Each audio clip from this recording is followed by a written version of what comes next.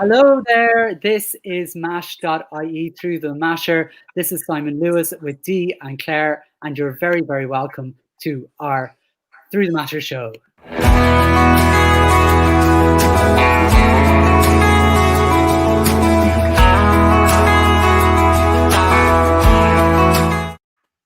Hello, everybody. It's really, really lovely to see so many of you here already. My name is Simon Lewis. I'm one of the co-directors of Mash.ie. I'm also principal of Carlow Educate Together down in Carlow Town. And I'm really, really happy to be joined by two of our wonderful sellers on Mash.ie. I've been catching up with both of them over the last few minutes, talking about how our paths have crossed over the last 20 years or so. With Dee, anyway, we were. I don't know if any of you are on Education Forum, but that's where Dee and I first met each other, though we never saw each other's face. And Claire and I have met each other through Roz, who works with Claire, and you would have met Claire on our previous episode when we talked about the reopening of schools.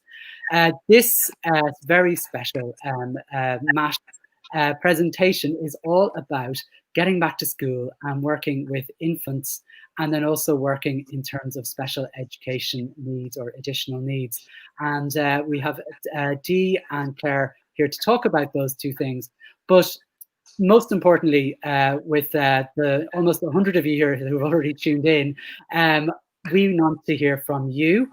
You can interact with us live on Facebook or on YouTube, whichever one you've tuned into. And what we'd love you to do is to ask any questions that you would have, any burning questions you might have around, particularly about infants coming into this new era, this new strange time that we're coming into, and what kind of plans we have in place. Dee is from Playful Classroom, and Clara is from Teaching Resources. I forgot to mention that earlier. Two of our biggest sellers on the MASH website. But also any questions you might have around SET, because quite a lot of you, I imagine, are going to be teaching as a special ed teacher, and I suppose the guidelines are fairly uncertain about how that's going to look. And I know both Dee and Clara will be able to give you their thoughts on both those issues. So without further ado, maybe Dee, you might kick off by telling us a little more about your own context where you're teaching, and so we get to know you a little better. Thanks, Simon. I'm Dee, Playful Classroom, mostly active on Instagram, but obviously I have my MASH store as well, and Facebook. I'm teaching for 15 years. I have my own two kids as well. And I am teaching junior infants in September, which I am equally delighted and petrified about. It's going to be very, very different for them, especially on the first day. But, you know, I suppose all the teachers know kids are going to be okay. You know, we just need to get them in, and then we know we'll be okay. So it's just getting to that point, and I know everyone's very uncertain about everything at the moment. So hopefully we can put your mind a little bit at rest. Exactly. Great stuff. And Clara, can you introduce yourself to our viewers? Sure, thanks, Simon. So I'm Claire, and I'm teaching in Portlaoise. I've just been teaching first class for the last few years, but I'm moving back into SET in September, and I also have a SENCO role, so I get kind of a little bit of knowledge about it. We're definitely not experts, but I guess we have our own thoughts and ideas, and we're happy to share them with people. Great stuff. Thanks so much. So I suppose the burning question I would have for both of you really is, how are you? How are you? I mean, how have the last few months been for you both? Maybe it's very overwhelming, you know, like it really is. And I know a lot of people are feeling it. There's information coming from left, right and centre. You know, the department send out one document, then they send another one, and then they send another one. So it's pretty constant. And then, you know, you've got all of our uncertainties, and then all of the parents' uncertainties and the kids' uncertainties. So just altogether, it is a lot. So, you know, we do need to mind ourselves, and, you know, we need to remind everyone watching who's a teacher, you know, look after yourself, because you don't want to burn out after a couple of weeks in September. Exactly. And Claire, how have you been? Yeah, look, I totally agree with Dee. Like, it's so important that we do take care of ourselves now, especially if we're going back into a situation where it's you know, an increased risk. So we need to make sure that we are in top shape in terms of our own well-being, so that our immunity is good, and that like I have been trying really hard over the last few months to, you know, exercise, eat right, take care of myself, and it's something I'm gonna make such an effort to continue doing, because we need to take care of ourselves at the moment. Yeah, exactly. And I suppose what we're focusing on, as I said this evening, is around infant education and SET education. And a couple of people have asked questions already before we went on, and we might even kick those off, and that might spark some conversation in the comment section there of your Facebook or your YouTube. And as I said, we'll read out any questions that we get over the next 45 minutes or so that we're going to be online.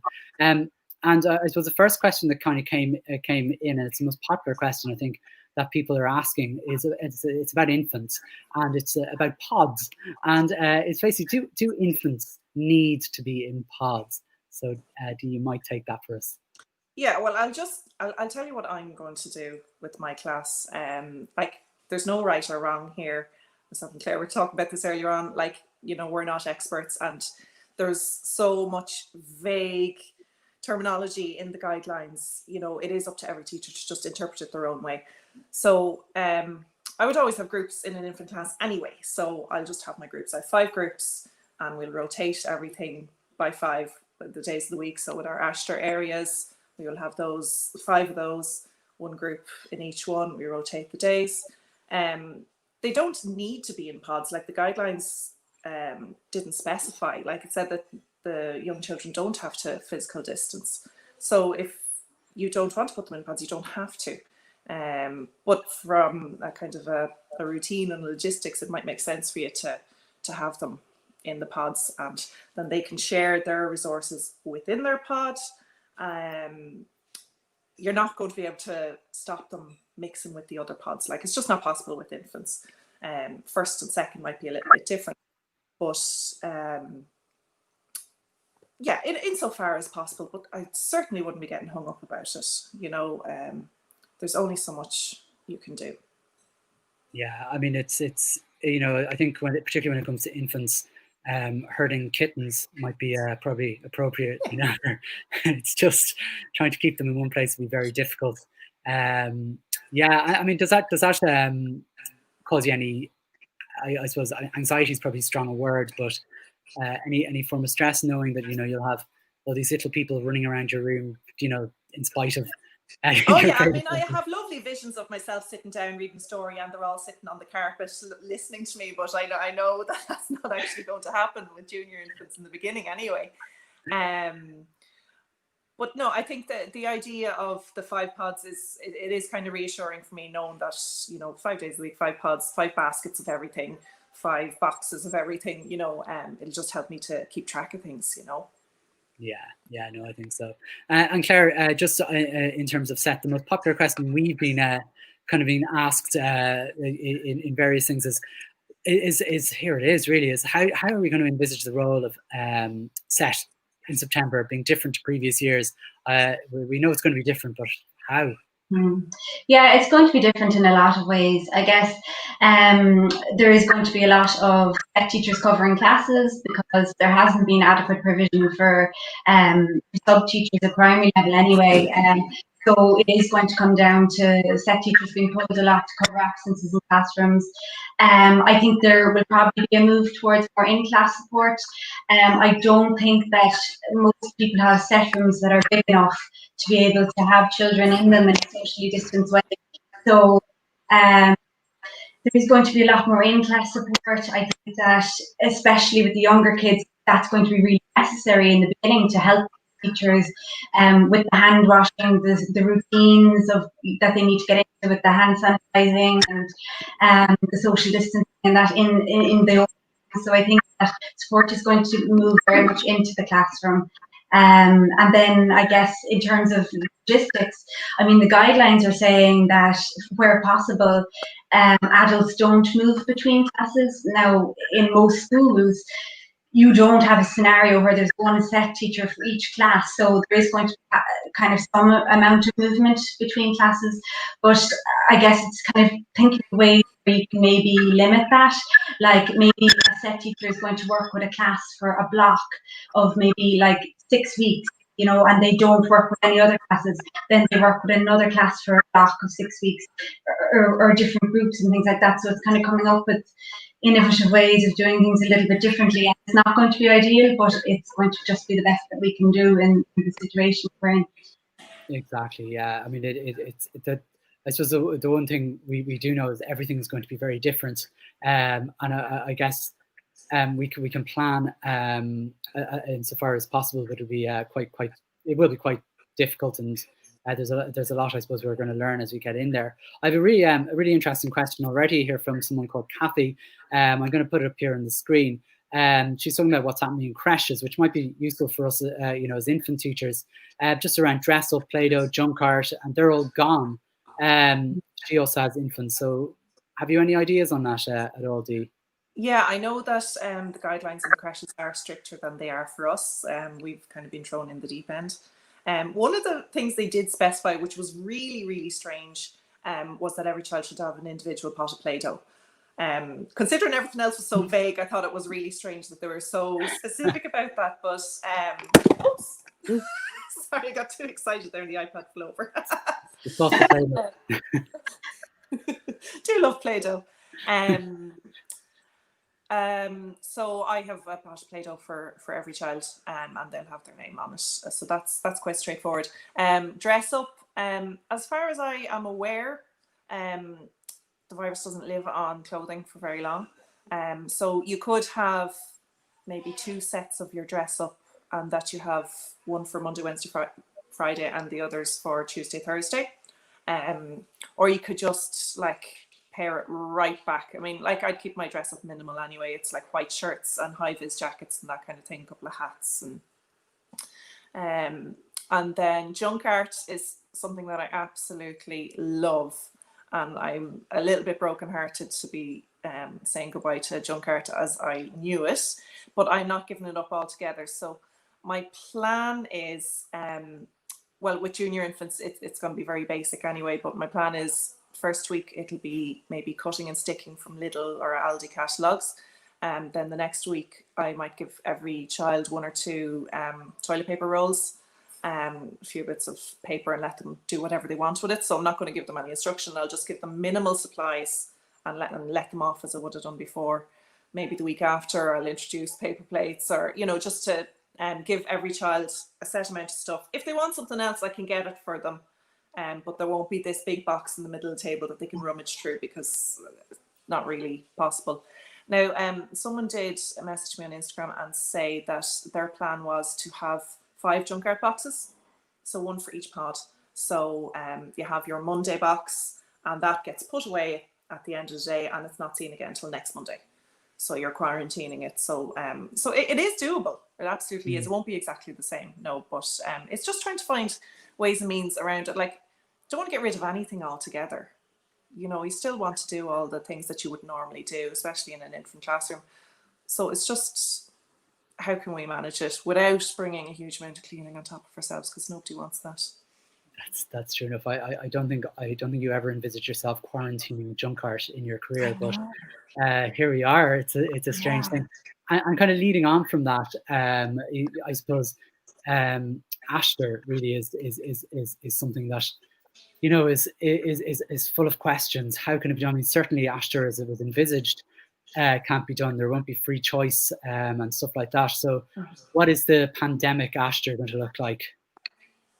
Yeah, well, no free choice, which is unfortunate. And I even know some other teachers who would be a big advocate for the free choice, who are curtailing that now, just to minimize people walking around the room, and, you know, just even for you yourself to keep track of. So I think that 5 areas is the easiest thing that I can come up with on my 5 pods, my 5 groups. You could have 5 sets of construction materials, 5 sets of small world materials, 5 sets of Play-Doh toys or tools, and just like that, quarantine them for the days that you're not using them. So have a Monday set, a Tuesday set, and so on. Now, but you mightn't have enough resources for that.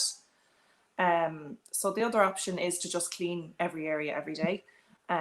So I bought a steam cleaner from Lidl, and I thought that would be good for the role play area, because there's nothing you can do with that. The role play area just has to stay put. So that will get a steam clean and a wipe down every day. And then, I mean, there's loads of options for cleaning toys.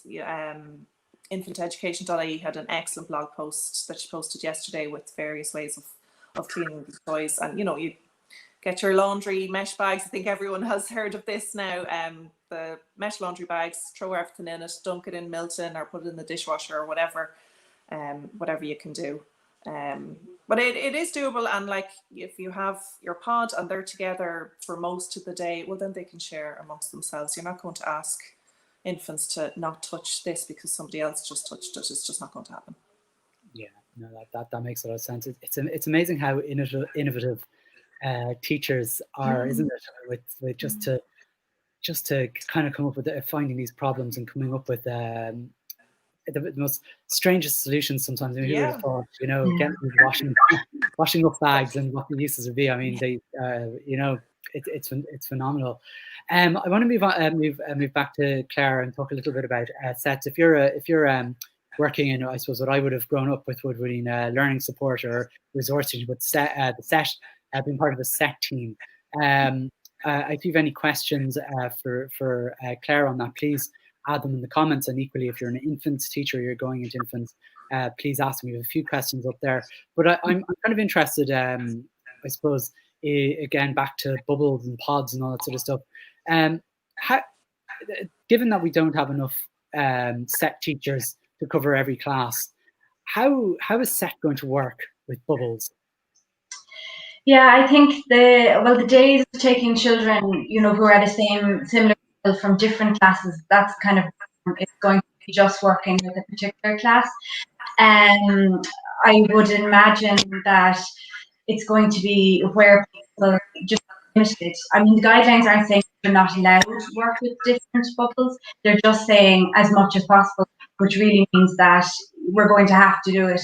So what I would see happening would be a scenario where you're kind of working for blocks. Like, so in a larger school, you might have one, you have 2 or 3 first classes. You might have one support teacher between those classes, and they could even do something where they do a week, you know, all day, every day with each of those classes. So at least then, you know, that they're 1 week with one class, another week with another class, another week with another, so they're not going in and out of different classes. Then, I mean, I know there are kids who do need to get out every single day, and they just need a break from class, and the class need a break from them. Like, there's going to have to be some arrangement where they can get out, even if they can't get to work in the room. Maybe they just get to go outside for kind of an OT or a movement break with that teacher. So it's just going to be trying to do things maybe not in the most ideal way, but as best we can when we're trying to follow guidelines where we're not going in and out of classes, but we're trying to meet the kids at the same time. So it's a bit of a compromise, really. Yeah, I think so. I mean, we can't divide us. We can't yet make ourselves bilocational. So until then, we have to kind of think of I suppose different ways. I have a very interesting question here from Alison. This one I'm actually struggling with as a school principal, because I don't really know the answer, and I'd be really interested in both your thoughts on it, because I guess it combines both your areas of expertise. It's around integration between the special classes or the ASD classes or whatever. There's lots of different names, lovely names. I know Lakayla would be the what you would call yours in your school, Claire.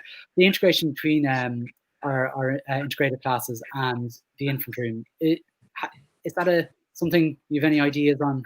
Yeah, I have been thinking about it, Simon, and like I can't see integration happening the same way it was happening before. in special classes, in a lot of them, it is more of a high risk setting because the children might actually be able to social distance. There might be children who have oral sensory things and they put a lot of things in their mouth, and there might be children who need very intimate care, that kind of thing. So it is kind of a more high risk setting, and in a way your special class is going to be a bubble itself, and then the mainstream class is a bubble. So if you have children and SNAs coming between the two, it's not really something that I see working. I was thinking about the children then who really are so able for mainstream and how that can work, and maybe they could integrate with things like PE outdoors, or if the class is going on a nature walk, or on yard time, the things for the better ventilation and can be done outdoors. But unfortunately, I don't know about integration happening in the way that it does before. I'd like to hear what Dee has to say on that as well. Yeah, I don't have experience of special classes myself, but just to point out, anyone who is teaching special class, there is specific guidelines on when bodily fluids are on a toy or a resource. There's specific things that you're meant to do to clean that. So it's very relevant with a special class. So just to be aware of that, because bodily fluids is how droplets is how it's transmitted.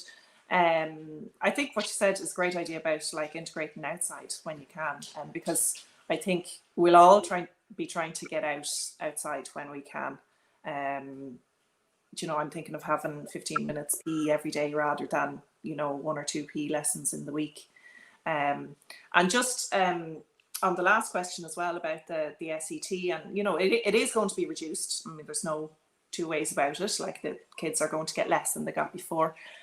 So like if you have, say, a child who normally goes out on a movement break, and that teacher is covering a class that day, get your whole class outside and do daily mile, or put on Go Noodle. There's ways you can incorporate it into your whole class. So that's kind of relevant for everybody.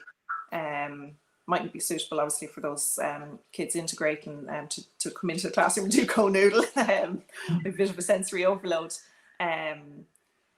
But yeah, I suppose it really depends on the special class as well, because I know some of them might have just junior and senior infants, whereas some of them might have junior infants right up to 6th class. So you're not going to want to mix those with different bubbles. So I suppose it depends on the size of the school and how many special classes there are. And all of that.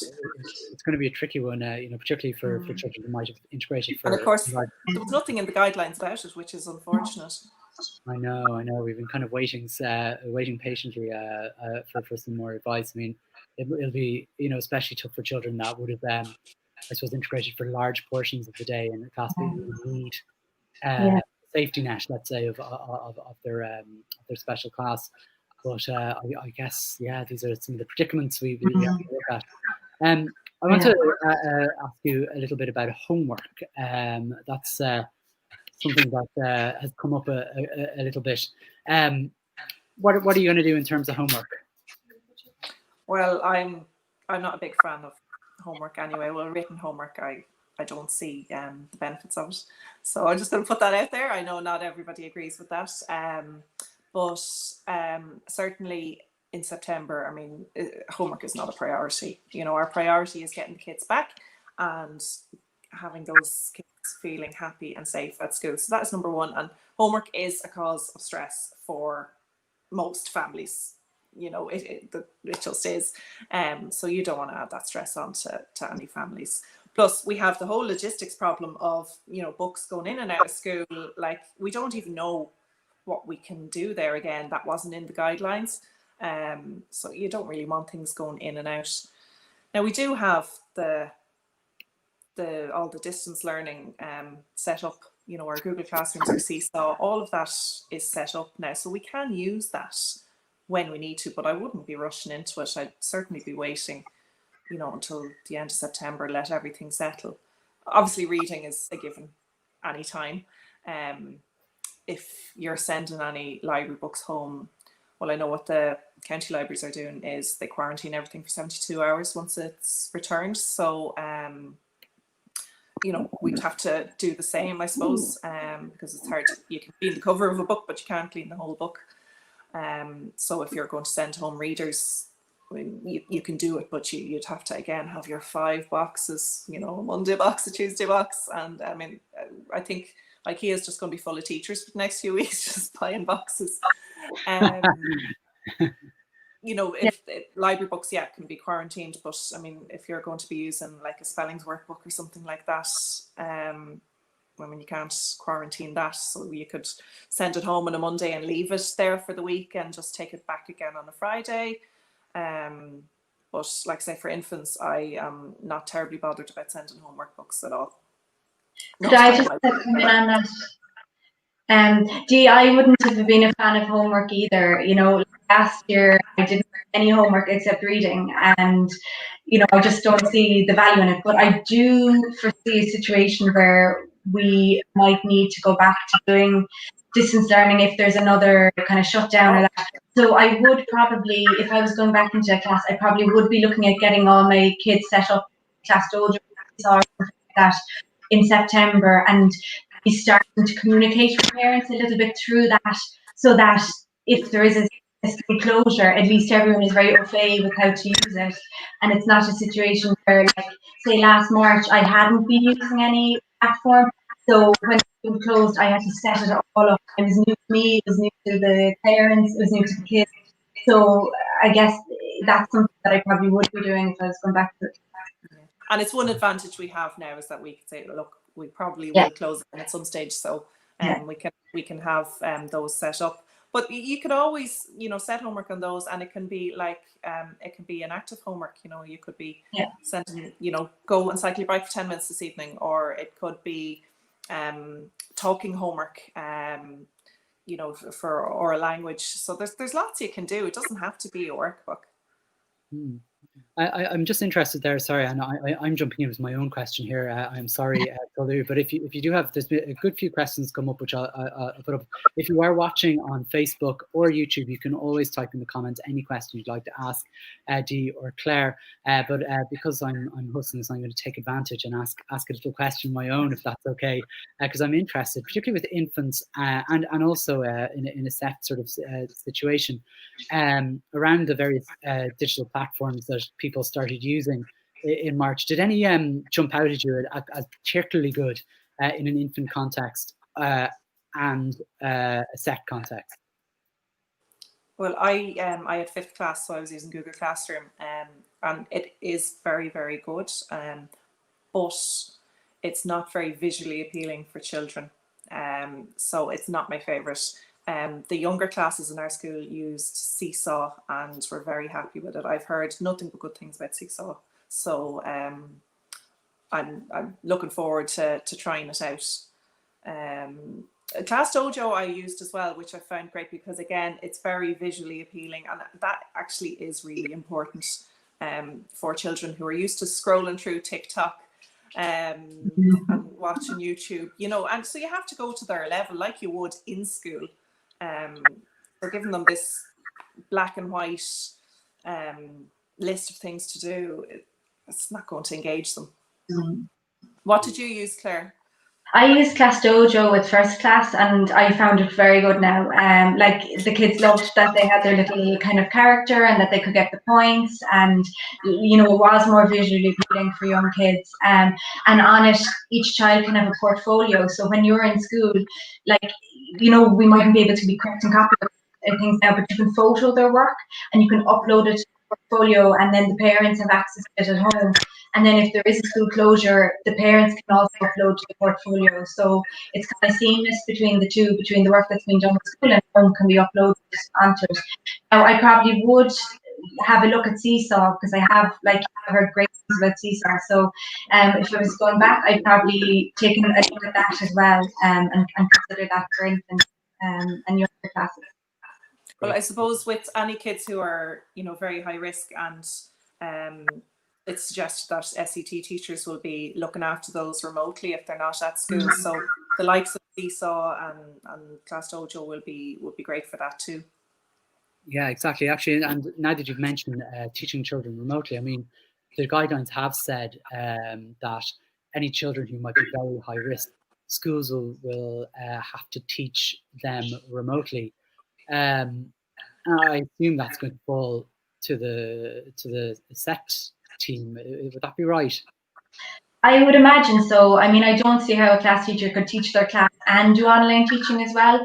But I think there probably would need to be very kind of close contact between, or well, socially distant contact between the class teacher and the SET teacher, just to liaise on what is being taught in class, and that, you know, a similar version of it is going home to the child.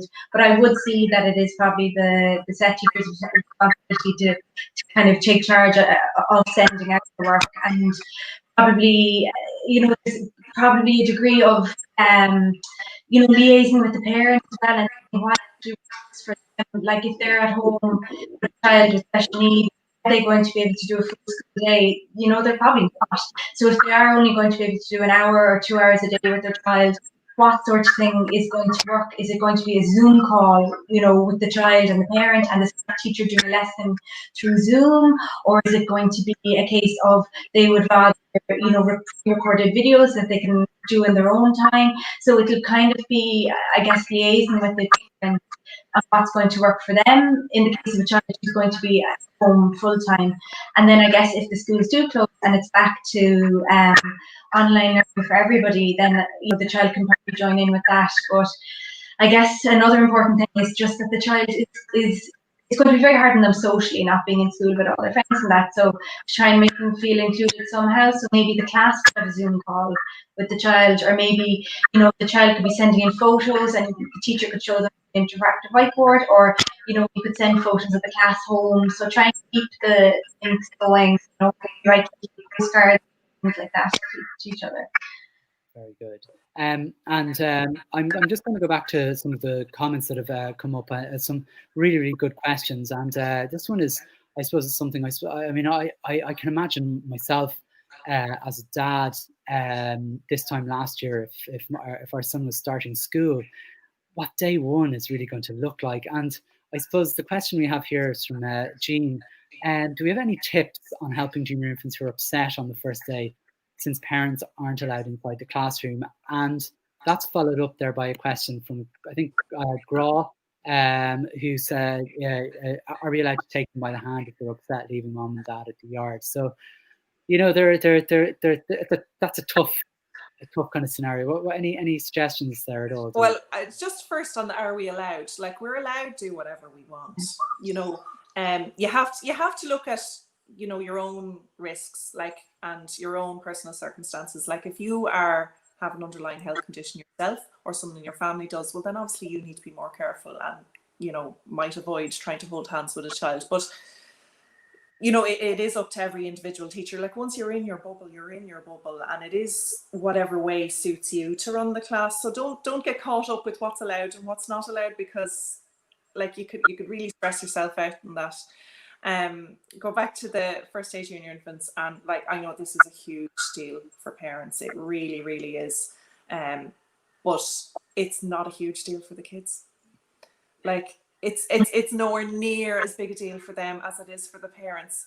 And, you know, it's always the parents who are more upset than the kids, and kids pick up on their parents' stress. So the best thing that I could advise is to really just try and not let your child know how worried you are about it, because once they go into that classroom, they find a robot, or they find a jigsaw, or they find some bricks that they're interested in, or they see their friend from play school. They're grand. Do you know, like, yeah, there's always one or two who are going to be upset, but, like, it doesn't last. Nobody cries all day, you know. And like, I think parents sometimes they're just so worried, and, you know, might be their first or it might be their last, or, you know, they're just it is, you know, it's different, the classroom, than you think it is. Like, once they're there, they are absolutely fine. I know, like, in my own school, and I know in a lot of other schools, like, we are arranging for the parents and the kids to come in the week before. So they'll come in probably their pods. You know, the parent and child will be pre-arranged. So that can be the big deal, you know. And here we are, and they can even wear their uniforms they want, you know, and you can take the photos that day, and, you know, take a photo of mom and the child in the classroom. Like, you know, you can do that. Or if your school isn't doing that, they'll probably send you a video virtual tour. So I know that's been advised.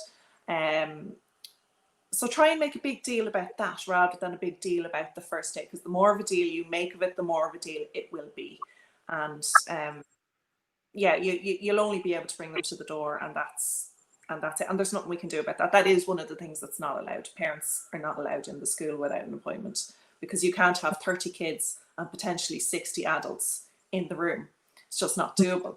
And take photos, you know, you can take videos of the first day and send them home. So, yeah, and I'd be all over that, like taking photos, putting them on the class Dojo or the Seesaw, like, and even within the first half an hour, if you had help from an SET in the classroom, like, put them up straight away, like, you know, and then it'll help the parents. So I suppose if you could set up your class Dojo or your Seesaw the week before school starts, that would be really, really helpful. That's a great idea. That's a wonderful idea, actually, for us, because one of the things I suppose that happens in a lot of junior infant classrooms in the first day is the little photo, you know, sitting at their table with their little toy at the first day and all that kind of stuff. Yeah. And I mean, I know look, everything is different. I suppose on the other side, end of primary school, at the end of June, 6th class children had to face, you know, pandemic style graduation, whatever that was going to look like. And you know, I suppose it still was a special day, I think. I mean, I don't know what it was like in both your schools, but you know, I can only speak for my own. But you know, in a different way, it was still a special day, and they will always be the class of the pandemic, and these will be the junior infants of the pandemic, and it'll be a bit. And it's not fair. It's really not, you know. But we just have to deal with what we've been given. Exactly. One thing that, like, I think would be helpful for junior infants in any school is to give them a different starting time. Either bring them in earlier that day or later that day, because it's going to be chaos for every school on the first day, because we don't know what it's going to look like until it actually happens. So I think it's a great idea to give them a different start time, and then you can, like, the teacher can go outside. I saw someone suggest, like, have a bubble machine. You know, you can make a fuss of them outside, and then bring them in, and hopefully without any tears. I know. Gosh, great ideas there. Even the idea of the little bubble machine as they're coming, that might make it. And you can even, like, I know people use those frames, you know, where they take the picture. You know, my first day at school. So you could have something like that set up, like maybe a backdrop that, you know, they take the photo in front of it. You know, something like that set up outside in the yard. Yeah, no, they're lovely ideas. I'm going to rob those. Speaking, you just said that, you know, it isn't fair. Something else that isn't fair and has been asked here, and very, very well from Leslie Ann, is singing. What are we going to do about singing? And Jolly Phonics, Gaeilge, religion, or learn together, whatever type of skill, music, of course. How's it going to work? You know, because apparently singing is going to it spreads the virus. So, any thoughts on that, either of you? It doesn't say in the guidelines you're not allowed to sing. So it's kind of, it's up to you whether you want to take the risk of having kids sing or not. And that's it. It's your own decision. Like, you know, yes, it is going to be more of a risk, but that's up to you to decide for yourself and your own class and your own family and your own circumstances. Maybe, you know, just encouraging them to sing in quiet voices, because, you know, they say loud singing is more likely to cause the droplets, or do singing lessons outside. Wouldn't that be nice, you know? You bring them out to the yard and sing when you're outside, or things like that, you know? So it's kind of just coming up with creative ways of doing it. Like, I would personally do singing. You maybe don't want to be standing right in front of kids when they're singing at you, you know? So if you could maybe do that, or do it outside, or just encourage them that we have our quiet voices when we're doing our singing, you know, things like that. I certainly couldn't see myself in an infant classroom and not singing. It's very much a part of my day. Actually, no matter what class I'm teaching, but especially with infants. But it could be one of those instances where, you know, if you want to wear the visor when you're doing singing. So I know there's a lot of contention about visors and masks and that as well. But a visor would be something suitable that you could stand at the back of the room or the top of the room, and you are at least a metre away from the children, and have your visor on. So that's definitely doable. And child-to-child transmission isn't a huge risk. Probably the teachers are more at risk than anybody. So again, it's up to every teacher to make their own decisions on that. Exactly. Good stuff. I just want to talk to you. A good question came in here from Neil. I hope I'm pronouncing people's names correctly here. And just if you've tuned in, you can ask any question you like to Dee or Claire on Facebook Live or YouTube. We still have I'd say about 10 minutes to go before we have to end. The time flies. Wonderful to see so many people. We have about 150 people tuning in at the moment, which is a huge number. That isn't to frighten you. It's kind of weird looking at a screen and not realizing all these eyes are gazing at it too. Yeah. But a really good question here from Neil. Back to parents again, and both of you might be able to give your thoughts on it. It's around parents. He's calling them parents' nights. I assume that's sort of parent-teacher meetings, is it? Or I don't know how you would understand that question, but that's how I'm understanding it. Well, I'd say parent night, like in the beginning of the year, we always would have gotten the parents in for kind of review of the class and how the year is going to go on that. So. Okay. So. Well, it's very easy to do those kind of things on Zoom now. That's something that has gone very well, and actually, it suits parents a lot of the time because they don't have to get a babysitter. They can both sit in, whereas often, one mom or dad would go or whoever. But in terms of parent-teacher meetings, oh gosh, I mean, it's a few months away yet, so I'd say we just don't know yet. Yeah, I don't see it happening. I mean, it's something that can be avoided very easily by using technology and doing a Zoom meeting. So why would you take that risk? We have to take the risk of having children in school. We don't have to have the risk of having parents. So why would we do it? Yeah, that makes sense. A couple of other questions that have come in there as well around corrections. So how are you going to mark copies safely? I think we've had a couple of those types of questions, one at random here from Jane. Thanks, Jane. Well, again, that's something that's not high on the list of priorities. The verbal feedback you give to a child is much more valuable than what you write in a copy. So again, it's not something I get terribly caught up with.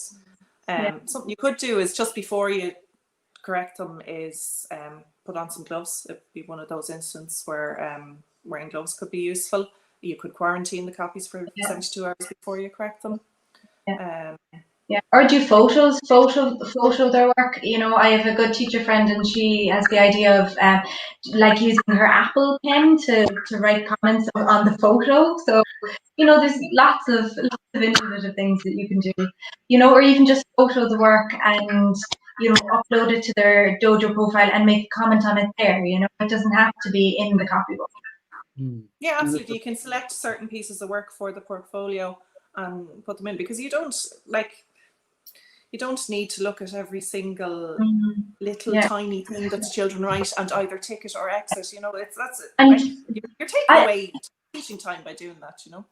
I would say even like for senior infants, I mean, self-correction work. When I had senior infants, they were able to self-correct the work to a certain extent. If you're doing dictation or something like that, they could do it themselves. Yeah, no, I think so. I mean, it's I don't think it's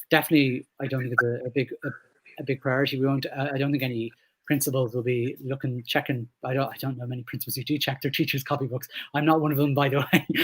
But and as far as and the inspectors aren't coming visiting either for the first while. So I think verbal feedback and actually that idea, Clara, about photographing work is something. And I know apps like Seesaw and now Class Dojo are going to have ways where you can actually correct work, annotate work that's handed in on the screen so the children can see it back or the families can see it back. You can do voice memos as well. That's it, yeah. There's lots of ways around that at the moment. I think we need to remember that, what we want to do is we want to assess the children. We want to assess where they are. We want to assess their learning and then assess for learning. And that doesn't always involve ticking with a pen. As long as you are comfortable that where every child is at and that you're able to communicate anything you want to them, that's much more important than getting out a red pen. You know, so I definitely wouldn't get hung up on it. That's fair enough. Another question there that you might both be able to get from Neil again. Really good questions here around circle time and can we still do circle or story times? I mean, I presume that both of those would have. I'm thinking of circle time, and then I'm thinking of story times when the children come down to the mat or the carpet. So they're two different contexts. Well, what's the story there? Well, for infants, that's another big part of the day in infants is your carpet time. And what I am planning to do, and this is just myself, I have gotten sit spots. I don't know if you've heard of them. So they're like a Velcro circle that you put on a carpet, and it stays put, and the child will either stand or sit there. So I'm going to have my 5 pods kind of different, slightly distanced out. Might be a metre, might not. I'm not going to get out the metre stick. So that's their place to sit when we're doing story time or where we're doing Irish on the interactive whiteboard. In terms of circle time for an older class, I don't really know. It would depend on, you know, your furniture in your room, how big your room is, how many children are in it. Might be something that you might need to do outside or do in the PE hall. It is a tricky one with the older children. Yeah, it certainly would be. I want to just move sideways onto into special ed again, and Claire, a couple of questions that have come up before I hadn't got to them yet, because the questions coming are fantastic, and please keep them coming. One is about withdrawal from the classroom, because I mean, I suppose I know there's a large emphasis on doing support within the bubbles of classrooms, but there are some children, I guess, who may benefit from withdrawal in small groups. So how's that? One of the questions, I suppose, and it's a fairly specific question, was, can children from different classes be withdrawn in a group together? I would think no. From my reading of the guidelines, you can't have children from different class bubbles mixing together. So I think that are definitely gone. What you might do is, if you have children who are, you know, in the same class and they need to be withdrawn together, and you have a big enough support room that you don't have to sit right, you know, right next to them. You might do, for if you're doing, say, a 6-week block, taking a group out for the class on social skills, you might do that they sit together in the same pod, maybe, for the duration of the withdrawal that you're doing with them for whatever specific thing it is you're targeting. And then, you know, after you're finished with your block of support, then they could go back being in different kind of mixed ability groups or whatever else. But yeah, you'd have to keep the kids really from the same class for being taken for support. Okay, that'll probably be. I suppose it's good to know that, I suppose, before we start. Then, you know, in a way, because I mean, often, particularly in bigger schools where you've more than one stream, that would have been a practice that would have been quite warm. So it'll be something that'll have to be taken into account. And yeah, I saw another restriction when working in the SEN or SET area. Another question that came up there just around additional needs and support. I suppose is about children who will find this, I suppose, doubly difficult if their needs, I suppose, might be greater and they're not actually able to practice physical distancing or social distance, just either through a sensory kind of thing or maybe through some impulsivity disorder or you know, like ADHD or something like that.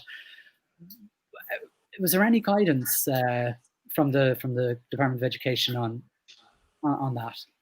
Now, there wasn't in the guidelines that came out, you know, the kind of original guidelines, but there was a circular released last Friday, and they did say in it about, you know, staff who are in the high risk group, maybe looking at having them work with children who are more able to kind of do the social distancing, the respiratory hygiene, all of that. So, I mean, if it is a case that, say, somebody is, you know, an SNA or a teacher working in a special class and the children just aren't able to socially distance, or there is an awful lot of, you know, things going into the children's mouths or whatever, you know, it might need to be the principal that moving that person into a setting, maybe in the senior classes where there's less of a risk, you know, like that, those situations. Yeah, I mean, it's tricky enough. I mean, would you have any thoughts there on that? Yeah, well, I think it's probably important for the class teacher as well to have a discussion with their class about that.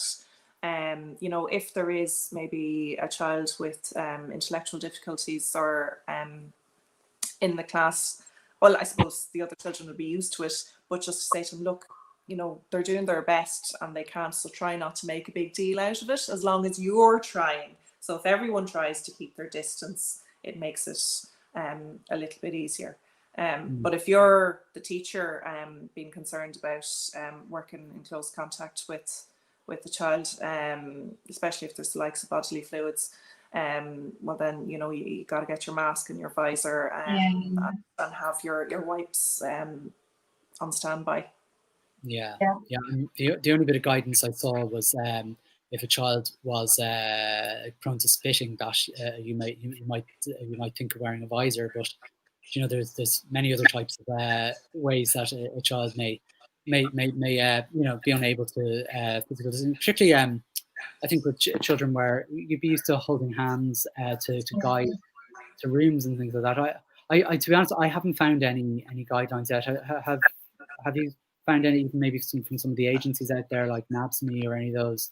I think Forza did come out with a few things, you know, for the SNAs, but not much. It was just basically to use the PPE. Yeah, I mean, that's like, I haven't read anything specific, but just like, I think that it is very important that if you are working with children in a, you know, very close proximity, or kids with special needs, like, you would want to have a visor and a mask. And I know masks aren't ideal, but you have to protect yourself you know, as well. And probably have clothes that you only wear for school, and, you know, get changed out of them the minute you come home, put them in the wash, have a shower. You know, like, if you're in more of a high risk setting, you're going to have to take more precautions, you know, have a bag for school that you leave in your car or whatever. So, you know, just kind of look up kind of guidelines for things maybe that, you know, nurses and doctors might do, and try and follow a few of those things as well. Yeah, exactly. I'll move on to just some of the other questions. Someone has kind of a message privately. Now, I don't know if Clara or I will be able to answer this question because we're in uniformless schools, but infants and uniforms and what infants do to their uniforms on a daily basis, often involving yogurt. Dee, sort it out for us, please.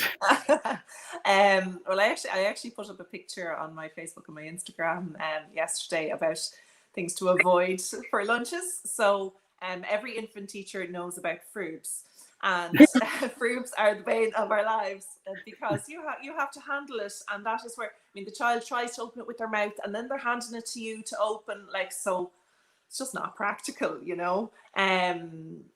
So yogurts in general, I'd be saying no, or anything that they're going to need help with, like, you know, have the oranges peeled, all that kind of thing. Just with uniforms, I think schools have to be a bit more flexible and not expect children to be in perfect uniform every day. I know there are some schools who've gotten rid of it altogether. I don't know if that's a good idea or a bad idea, but they don't have to have clean clothes every day. I think, again, like, the virus doesn't seem to live on cotton. Now, I know school jumpers are a million miles away from cotton. God knows what they're made of. But that doesn't seem to be a high risk. And what you can do is you can have one uniform for Monday, Wednesday, Friday, and another one for Tuesday, Thursday, and just switch them around like that. You know, you don't want to be putting a huge amount of extra burden on parents as well. You know, I mean, we're all stressed. We don't need all this extra stress. Yeah, exactly. I suppose reduce the variables, I suppose. I'm going to go through some quick fire questions really that have popped up because I see we're coming almost to the hour mark at this stage. So Martina here has asked, is it still safe for children to hang up their coats normal on their own coat hooks as opposed to hanging them on the back of their chairs? Any thoughts? I didn't see any guidelines specifically on it, but personally, I wouldn't hang up their coats one next to the other in the cloakroom. I probably would get them to put them on the back of their chair, or else, if each child has maybe a basket under their desk where they put their bag, their coat, all of their stuff, into that. But I wouldn't be getting them to hang them up together. Cool, very good, thank you. Any thoughts there, Dee, yourself on that? I've seen a lot of different ideas floating around. It's one of those things because there was no guidance at all. So some people are talking about putting them in plastic bags and hanging those up on the hooks, putting them into their school bags, putting them on the back of their chair, and then each pod goes out and hangs them up one by one, because congestion is a huge issue with coats, so that's nearly more of a risk than anything. So I suppose, again, you have to look at what you have in your classroom, in your school. But they'll all be wearing them in January when the windows are open and the heating. Wearing 2 coats each, yeah.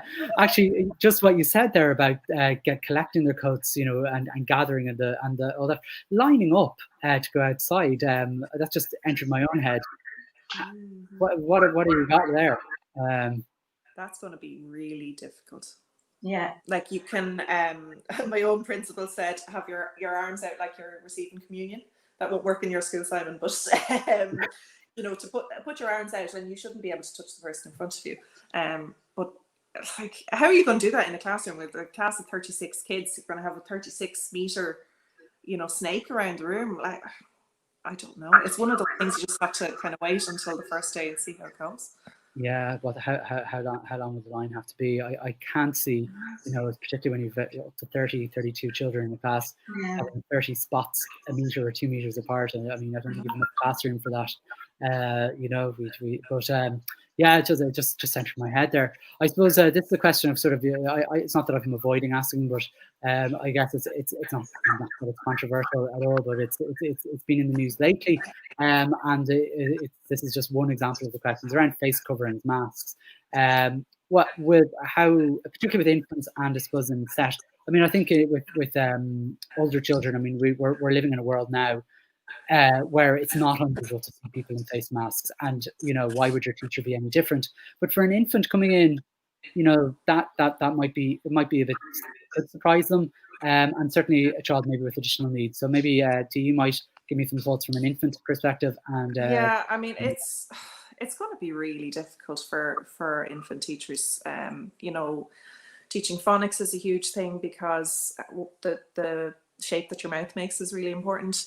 And even in terms of voice projection, I know that's a huge thing as well. And I mean, you're not going to be drinking water all day to keep your throat moist. So like, it is going to be really hard. My plan is to where I can distance, I won't wear anything. And then if I'm working with a group, I'll put on the mask. If there's a kid with additional needs and it doesn't suit them, I'll just take it off and I'll take that risk. But again, like I know, like all teachers have very different views on this. Some are just going to wear a visor all day. Some are going to wear a visor when they're working with a group. Some want to wear a mask all day. So there's no right or wrong with it because we don't know enough about masks and visors yet. I would probably be saying for the kids with special needs, or even for infants, to take a photo of the teacher, the support teacher, the SNA wearing the visor and the mask, and send it in a social story before they start school. They don't get fright, when they turn up on the day and everyone is wearing masks and things. But I think kids are going to be used to it they've all gone to Tesco, and when you go into shops now, everybody is wearing masks. So I think they will be used to it. But definitely maybe like even do a little, a video tour, but have the teacher in it maybe wearing the visor and have the SNA in it wearing the mask or whatever it is. It's going to come down to individual teachers and what they're comfortable with and whether they're in the high risk group or not. So personally, I will wear a visor. I probably will mask in certain situations. But again, you have to do what you feel comfortable with. Great stuff. And I mean, I think just from my own context, one of my teachers in one of our integrated classes, our special class for children with autism, he has found a face mask with a clear kind of plastic see-through thing, so the children will be able to see his mouth when he's talking to them. So he got them from the Irish Deaf Society website. So we've ordered a few of those for the classes there, and I mean they may be something that people might consider. I don't know. We're going to try them out and see see whether they're a success or not. But it's interesting, as time goes on, I say we'll have a mask for everything. For me, I see neither of you wear glasses, but me wearing a mask and seaming glasses is always a bit of a pain. I spend contact lenses, Simon. The only way, contact lenses. Yeah, I'm gonna have to succumb. I love my glasses. I just but there you go. But listen, we are coming up to the hour mark, so I think it might be a good time to end. You're disappearing into darkness, actually. I know, I really am. But it's been, there you are. It's been absolutely wonderful chatting to both of you. I've really, really enjoyed chatting to you both and finding out. And I really have learned a lot from both of you and both of your experiences and the fantastic ideas. I mean, certainly the bubble machine on the first day for reaching you. I can't claim that idea. It was a webinar I did, but I'll definitely be doing it. No frubes in the lunchbox for my young man. There's much to learn. I mean, these are the important things that you don't get in the textbook.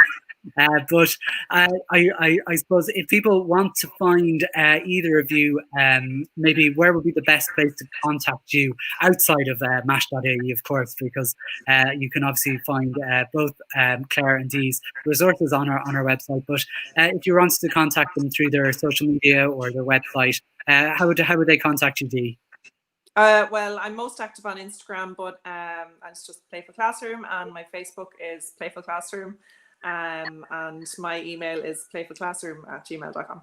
Fantastic. That's nice and easy to remember, and I'll type those up underneath this discussion when we're finished. And Clara, how would people be able to find you? So on Instagram at teachingclass.ie, or else on Facebook or on my website. Yeah. Fantastic. That's brilliant. Listen, guys, thank you so much. And thank you to over 150 people watching at the peak of this, which is a phenomenal number for something like this.